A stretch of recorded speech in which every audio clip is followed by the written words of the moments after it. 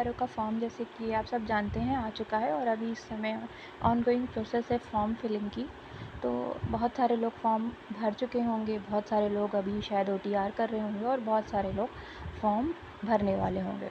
यानी आप सबका जो है इंटेंशन यही होगा कि हम इस भर्ती के लिए प्रिपेयर करें खुद को और सिलेक्शन लें। सो ये जो आने वाले कुछ मंथ्स हैं regarding this exam, regarding preparation of this exam काफ़ी ज़्यादा इम्पॉर्टेंट हो जाते हैं। लेकिन इनके साथ में कुछ ऐसी मिस्टेक्स हैं जो लोग कर सकते हैं। एक मतलब 3 महीने अभी तक देखिए तो 3 महीने हैं इस एग्ज़ाम के लिए। मोस्ट प्रोबेबली फरवरी में बोल रहे हैं कि एग्ज़ाम होगा। तो नवंबर पूरा, दिसंबर पूरा और जनवरी पूरा और 15 दिन आपके अक्टूबर के, तो 3.5 महीने they are very good chance, काफ़ी अच्छा समय है। इस प्रिपरेशन अगर प्रीलिम्स को निकालना है इस पेपर के, तो ये एक अच्छा समय है अगर आप प्रीलिम्स निकालना चाहते हैं ROAR का। काफ़ी सारा कंपटीशन है, कंपटीशन काफ़ी हाई है, लेकिन अगर आप 3.5 महीने लग के प्रिपेयर करते हैं तो मोर देन इनफ ये टाइम है for clearing prelims of this exam. ठीक है, लेकिन इसमें कुछ चीज़ें हैं जो अगर आप ध्यान में नहीं रखते हैं तो हम शायद अपना समय जुडिशली यूज़ नहीं कर पाएंगे। एक चीज़ मैंने नोटिस की थी कि जैसे ही ये वैकेंसी आई या इसके आने की खबर हुई, बहुत सारे पेड बैच या पेड चीज़ें जो हैं वो इमर्ज होने लगीं। ठीक है, अब लोग मतलब कि हर कोई अपना कोर्स लॉन्च करने लगा। तो देखिए सभी लोग कोर्स लॉन्च करते हैं, दैट इज़ इन गुड, मतलब ठीक है, आपको जो अच्छा लग रहा है वो आप कर सकते हो। बट बात जब आती है कि माइंडलेसली हम कुछ भी पढ़ते रहते हैं, मतलब माइंडलेस प्रिपरेशन, कि हमने किसी का बैच ज्वाइन कर लिया एंड फिर उसके बाद जो वो पढ़ा रहा है हम ROAR के नाम पे उसको पढ़ते जा रहे हैं। ठीक है, तो ये गलती नहीं करनी है। अगर हमें 3 महीने का टाइम अगर है तो वो जुडिशियस प्रिपरेशन के लिए इनफ है, वो माइंडलेस प्रिपरेशन के लिए इनफ नहीं है। कई बार जब बच्चे नई तैयारी में आते हैं तो वो देखते हैं कि चलो हम पहली बार हिस्ट्री पढ़ रहे हैं या पहली बार ज्योग्राफी पढ़ रहे हैं, जैसे मतलब उनको लगता है कि वाओ हमें कितना सारा ज्ञान मिल रहा है।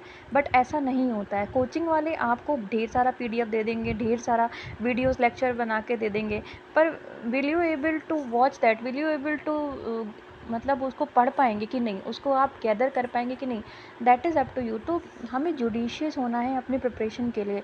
तो इसीलिए हमें खुद से एक बार जो प्रीवियस ईयर पेपर्स हैं, इसमें मेनली जो घटना चक्र है उनको देखना है कि क्वेश्चन किस टाइप से आते हैं।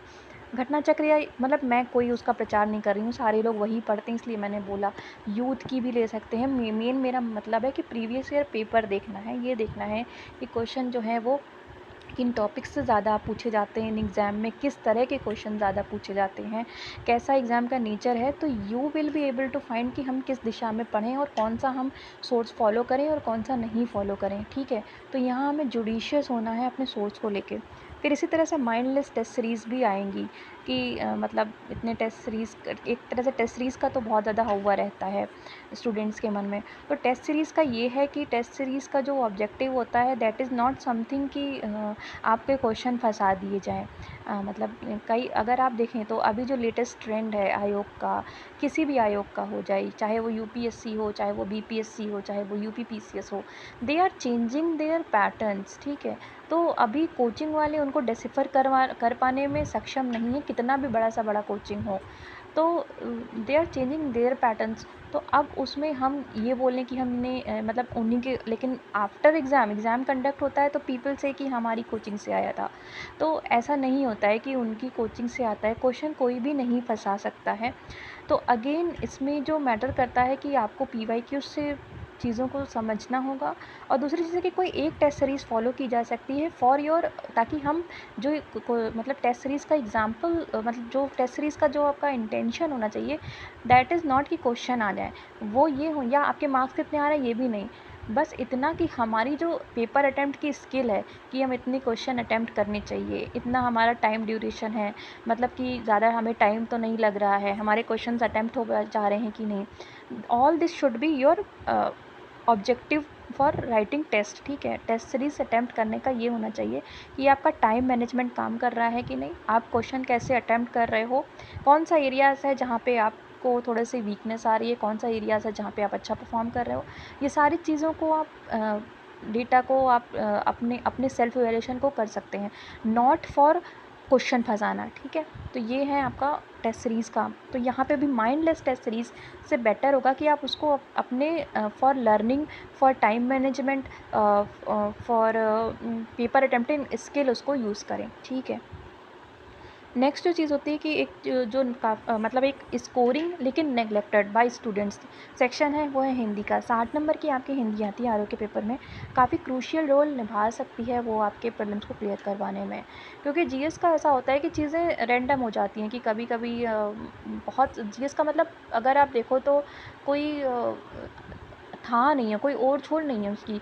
पता नहीं कौन से सेक्शन से ज़्यादा आ जाए, कौन से कम आ जाए। तो वहाँ पे हम ये बोल नहीं सकते हैं कि लाइक हमारा प्रिपरेशन कितना भी अच्छा हो तो हम कह सकते हैं कि ये मतलब हम क्लियर कर ही लेंगे। बट हिंदी एक ऐसा सेक्शन है जहाँ पे चीज़ें डूएबल हैं, जो थोड़ी-सी लिमिटेड उनका एक सिलेबस है, 6 टॉपिक्स हैं जहाँ से आते हैं अगर, और उसमें से भी अगर आप पीवाईक्यूज़ को, सारे पीवाईक्यूज़ को अच्छे से रट लेते हैं तो 50% बार तो चीज़ें रिपीट हो जाती हैं।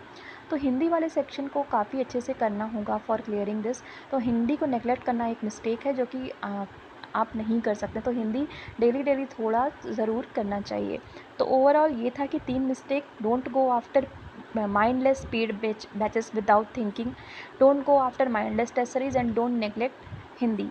सो ये था आपका आर ओ के लिए जो 3 मुझे लगता है कि मिस्टेक्स स्टूडेंट्स इस टाइम पे कर सकते हैं। Thank you.